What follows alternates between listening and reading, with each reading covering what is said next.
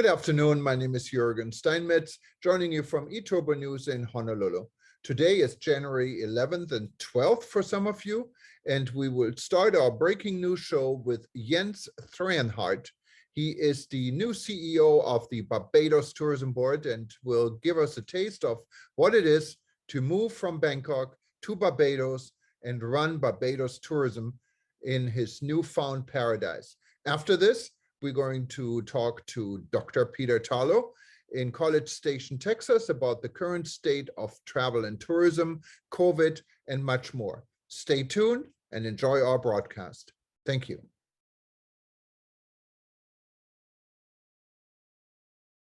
Good morning. My name is Jens Threnhardt, and I'm the new Chief Executive Officer of the Barbados Tourism Marketing Inc., the official tourism board of the Republic of Barbados in the Caribbean. I've been in this job now since November 1st, 2021, after finishing almost 8 years as the Executive Director and CEO of the Mekong Tourism Coordinating Office, which is the regional tourism cooperation of the governments of Cambodia, Laos, Myanmar, Thailand, Vietnam, and China. So I've moved here now from Bangkok, Thailand, and settled here, living right at the beach out at the south coast, and I'm on my way now walking to Oyston's fish market. It's just stunning and an incredible destination. And while many people only talk about the beautiful beaches, which are truly beautiful, there's so much more to experience in Barbados. I've experienced incredible farm-to-table restaurants. I've been in ecotourism sites, and I've just seen some amazing innovation happening here when it comes to responsible, sustainable, and regenerative tourism. And I would like to invite you on my journey as I'm looking to explore this country, and together we can show the world how tourism can be a force for good. So in the comments below, please give me your ideas and your thoughts. Good morning, and become part of my journey. I'm looking forward to hearing your thoughts, and every weekend I'm looking to do another video post just to update you on my progress, my experiences. Thank you. Have a great day. Stay safe, and talk to you soon. All the best. Bye-bye.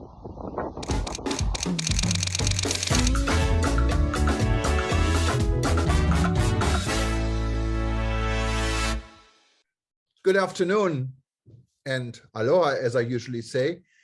My name is Jürgen Steinmetz from eTurbo News, and we're joining you today from Athens, Greece. With me is Dr. Peter Tarlow in College Station, Texas. And we're talking about the world of travel and tourism, the world of Corona, and the world altogether. I'm currently still, as I said, in Athens, Greece, enjoying beautiful Athens. I had a tour of the Acropolis today, what was amazing. However, it's freezing cold here and it's raining. So it's probably not the best day for sightseeing. But if you look at thousands of years of history, I guess you can probably overlook the weather if you stay warm. How's everything in College Station, Texas, Peter? Well, Texas is doing fine.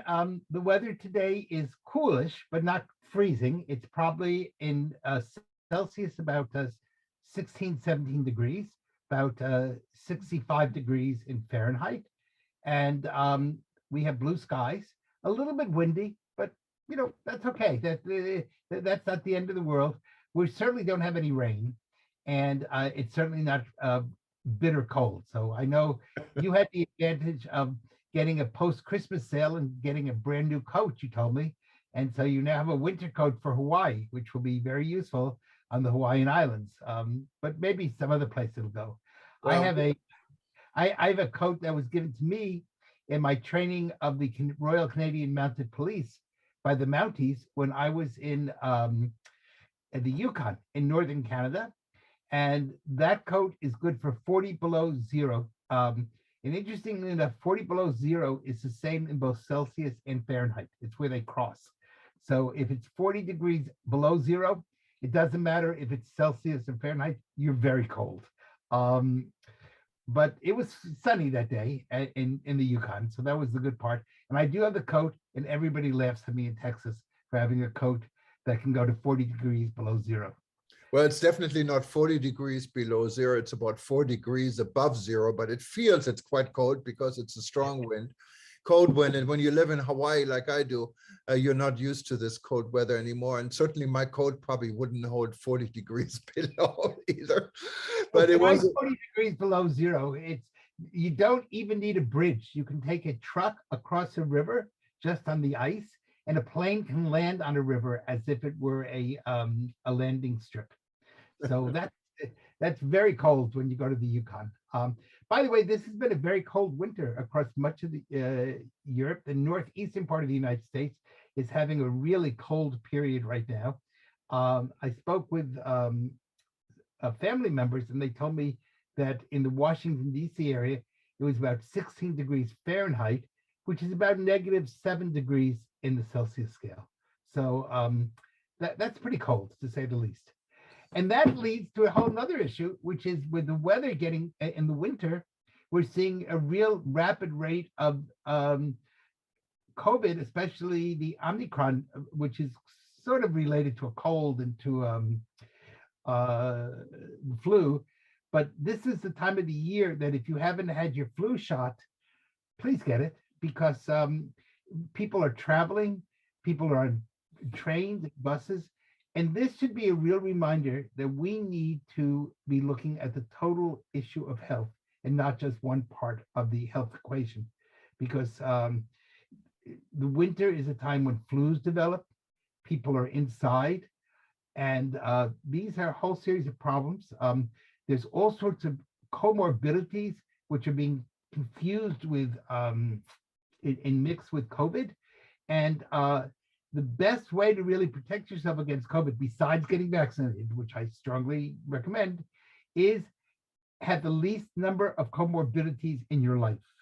And that means try to keep your weight in check, exercise, get sunshine. And I think the whole issue of health and tourism from this experience is going to be a really important one that we're going to have to think through on much greater details than we've ever thought through before.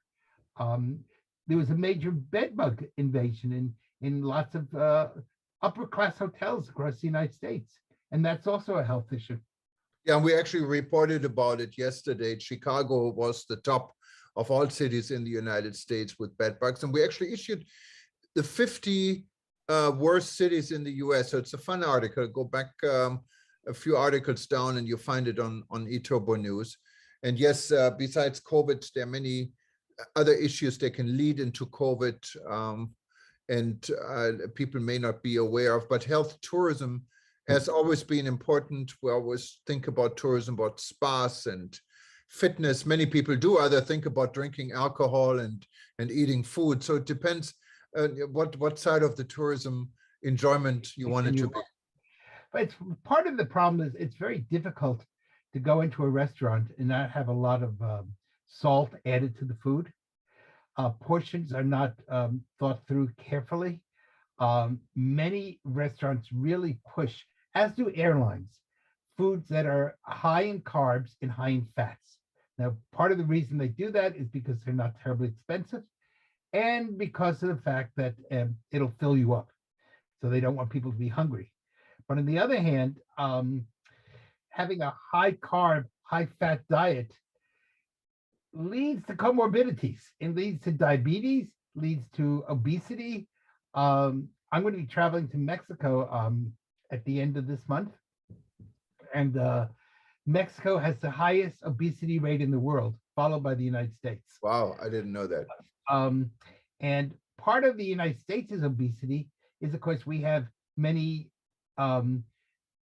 people who eat, including me, who like Tex-Mex or Mexican food here. It's really not Mexican food, it's Tex-Mex food, which has high fat content. It's delicious, but it's not very nutritious. And and that's part of the problem is that how many of us are eating out? How many people go through a drive-through and get a hamburger and French fries, but you rarely get a salad? And so fast food is on every street corner, probably also in Europe, but certainly in the United States and in much of the world. Yeah, and talking about Europe and food, interesting development in Europe in many EU countries is now, in Germany, they call it 2G and plus. What it means, in order to visit a restaurant during these COVID times, you have to be vaccinated and you have to provide a test. So you need both. So being vaccinated even 3 times no longer is good enough. Another rule on top of the already restricted rules is now you have to show your vaccination papers. Here in Greece, you can enter a restaurant still if you are vaccinated, but if you wanted to sit inside, I guess you also need the test. So rules are getting stricter and stricter and stricter. Do you think this is the right way forward? Does it really make a big difference, Peter? It doesn't. And I think it's probably moving us closer to fascism all the time. I certainly think we don't want to be in the situation that Australia's in. Huge fight, as you know, because of the Australian Tennis Open, and they wouldn't let some of the stars come in, and they denied visas and a whole series of other, crises. I think on some level, we're going to have to accept personal responsibility. The other thing is, if we're demanding both tests and vaccination cards, then people are starting to question why get vaccinated. I think we're feeding into the people who are anti-vaccine because they're saying clearly, if the vaccination doesn't protect me and I can still be a spreader, then what good is the vaccination? Now, the argument against that, the counter argument is that the vaccine, should you get COVID, will lower the risk of hospitalization and lower the risk of severity of this. But I think we have to somehow balance freedom, especially in the Western nations that pride themselves on freedom, with personal responsibility. And if we have so many rules, then you know what? It's going to kill tourism. It's going to kill enjoyment. And eventually, what do we do when the government says, you have to show you've had a vaccine against a cold, or you have to show you've had, in other words, will COVID become the wedge that allows fascism to take over?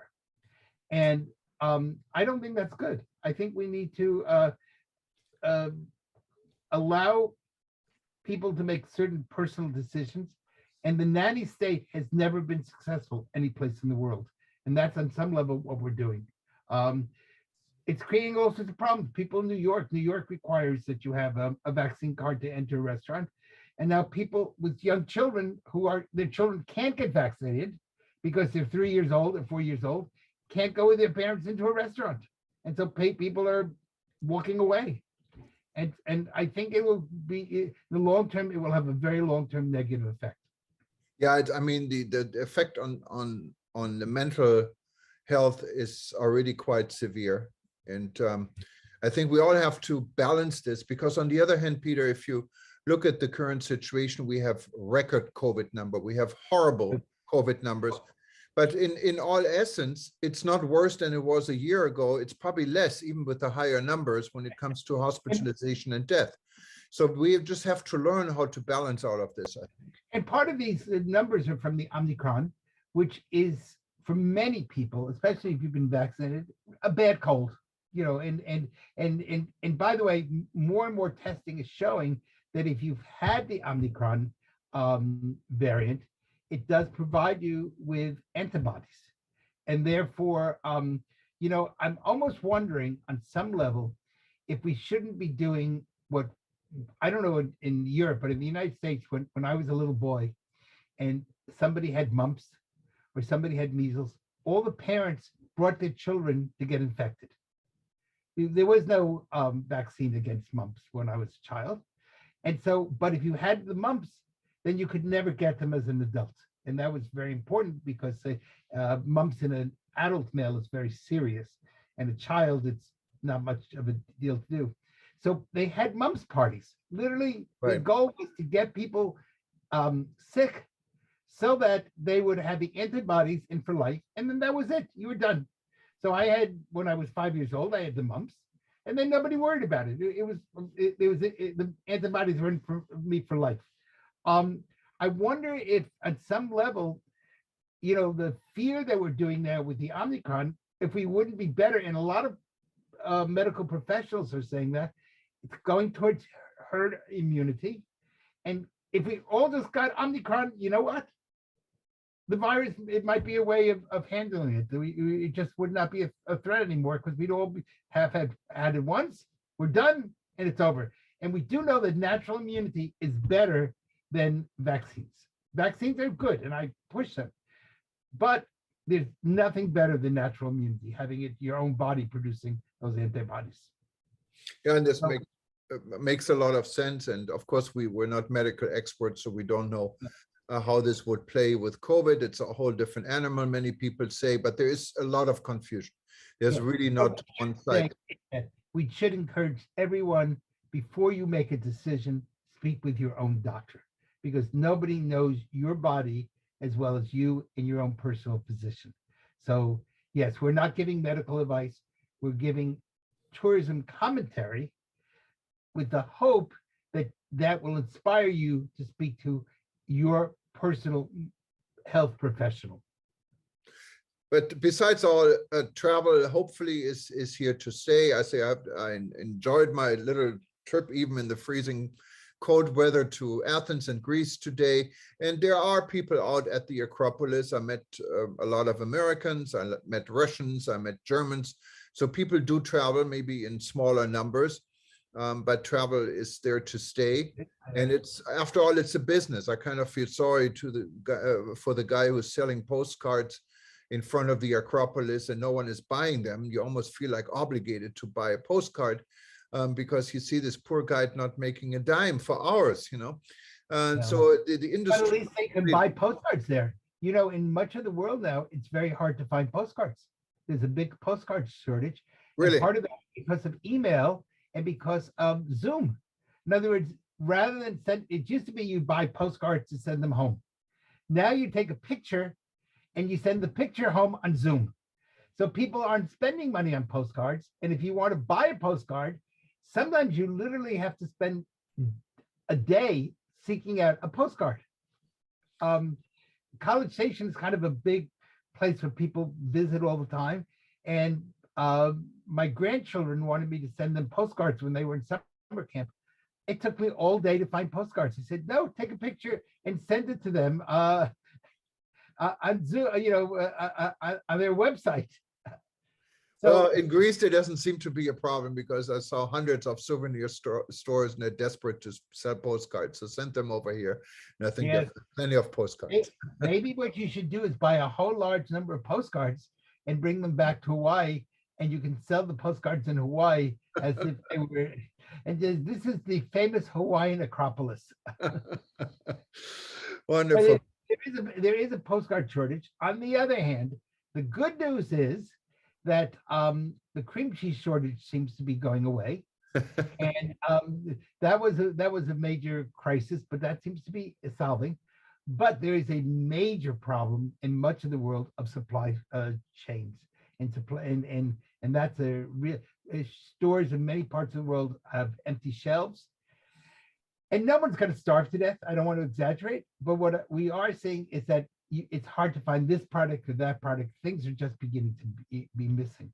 And so the supply chain is part of the globalization. Globalization deals with tourism. And if we cannot get products from around the world, that's going to hurt. I think it will hurt tourism, but maybe on the other hand, it'll help tourism. Because maybe so often now you go to the same place and you see the same products, all made in one place or all made in the other. And maybe if supply chains don't work as well, we're going to have to go back to thinking locally and producing local products that people will want to buy, because you can only get it in that locale. So maybe there's a good side and a bad side to that. Well, I think one of the threats in the world, I'm not trying to speak out against Amazon, I'm using Amazon, but Amazon is a threat to the supply chain in a lot of ways. When you look at the small stores, especially the ma and pa stores, and here in Greece, you see thousands and thousands of them. It is just really, really tough, I think, to stay in business if you run a small business. And then you have Amazon selling the same product and you get it right to your doorstep. It's Often for less. and for less money sometimes, yes. Sorry. That's also the problem of what we call in English, American English, the big box stores. In other words, during the height of COVID, we shut down all the small stores, but we allowed things like Walmart and Target and to stay open. And it never was clear to me why I was safe in Walmart, but I wasn't safe in a small store. You probably would have been safer in the small store because right. there's not that many people. Yes. So then you really wonder, what was the science behind this? Or was there any science? Or was there politics behind it? Because the big stores stayed open all through COVID, and the small stores were forced to shut. And those are the guys who could barely hang on, and many of them went out of business. Yeah, and all these rules, of course, there is no streamline. And again, here from Greece today, at the Acropolis, it's mandatory to wear your face mask when you're outside. And there is a strong wind. There's nothing you can hide inside. It's just cold. You're outside in the open. So what would the mask do? Nothing. Nothing. Zero. And actually, the mask, well, the only thing a mask might do is it'll keep your nose warm. Yeah, but you have a hard time breathing. But if you don't breathe that much, then I think it's very silly. I think here's a simple rule of masks. If you can go to a fish store and smell the fish, the mask is not working. Yes. And so much of this is the mask has become a religious symbol for many people. And it has nothing to do with science. Matter of fact, it seems science and COVID have almost departed one from the other. The whole idea of making children in schools wear masks has done more damage than both physical and psychological damage. And children need to see the mouth, need to see the whole face in order to be able to develop social interaction. And now you have 5-year-old children wearing masks all day long and really suffering. It's almost as if we made the weakest part of society suffer. We say, instead of the elderly taking care of the children, we're making the children take care of the elderly. And that seems to be something ethically and morally wrong. Yeah, and sometimes it's funny that I tell you this little story. Last night, I called the front desk here at the hotel I'm staying in Greece. What's an international, I don't want to now name the hotel, but it's an international American hotel chain, and asked them how to adjust the temperature in the room because it was getting really cold and I couldn't figure out how to turn the heater on. And the guy comes up and looks at this thermostat and just pulls it out of the wall pretty much. He said he's a technician, and then he takes his mask off in my room and just blows in it, full blast, blows in it because it was dirty, and put it back on. So that it fixed the problem. Well, think about how much dirt there is throughout that whole hotel room. Yes. For example, how often have those rugs, if they've been cleaned? Yeah. How often has the mattresses been changed? How many, so the whole issue, that brings us back to where we started, the whole issue of health and tourism. If we use COVID only for COVID, I think we're missing the point. If we use COVID as a springboard to begin to understand that every part of the tourism industry needs to begin to think about health and how we take care of people, then the hospitality industry will not become the hospital industry. Ironically, they both come from the same Latin root, hospital and hospitality. Hopefully we stay on the hospitality side and not on the hospital side. Definitely. Well, Peter, I hope the rest of the day Thank you. Going great. I'm getting ready for my long flight back on Thursday, all the way from Athens with 2 stops to Honolulu. And then I guess we're going to speak again when I'm really in the Aloha land. Yes. And see how the world looks at that time. And it won't be quite so cold. Probably not. All right. Have a safe journey. Bye-bye. Thank you, Peter. Good night. Bye-bye.